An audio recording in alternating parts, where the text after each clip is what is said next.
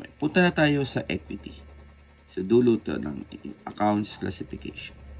Sa equities class, that is a residual definition. Okay, residual interest. Kasi ang equity, also known as net assets yan. O net assets.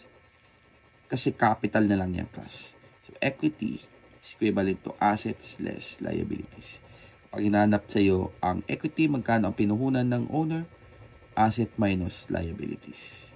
Kasi yung pagmamayari mo, babawas mo sa obligasyon mo, magkano ang iyong kinontribute. That is a net assets. Okay? So, ang mga example na undergo ng equity mo ay papasok dyan yung ending capital mo. Ending capital mo dapat ang lilitaw sa financial position. Hindi beginning capital. Ending capital. Kasi gagawa ka dito ng statement of changes in equity. Okay? And then of course, we have the revenue. Yung revenues mo, gross inflow yan na nag-i-increase sa iyong capital. Expenses, that is gross outflow, pangkalahatan, during in the ordinary course of business. Withdrawals. Yung withdrawals class, ibabangga mo siya sa capital mo as a deduction. Claims against capital. Kasi nag-withdraw ka para sa personal use mo.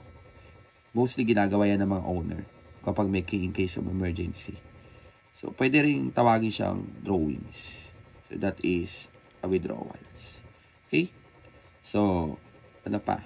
We have mostly gano'n naman yung part ng equities mo. So, yung mostly ito naman, nasasama lang to sa elements kasi malimit naman siya tinatalakay. So, yung expenses mo, class, yan yung ginastos mo in the ordinary course of business, unless otherwise stated, na kapag nagbenta ka ng mga property mo, ng, let's say, lumang kotse mo, meron kang gains or losses doon.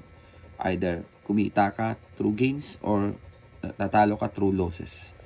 Pero, ang expenses, talagang ordinary course of business, nangyayari talaga siya. Gagastos ka para magkaroon ka ng revenues. So, that is a matching principle. So, ganun yung class. Ganun yung application natin ng accounts classification. Okay, so, kapag may mga katanungan, don't hesitate to ask online. Dahil, welcome naman kayo sa akin. At pag-aaralan nyo lang ito dahil sa exam lalabas yan. So, pakatandaan ninyo ang inyong mga lessons. Okay.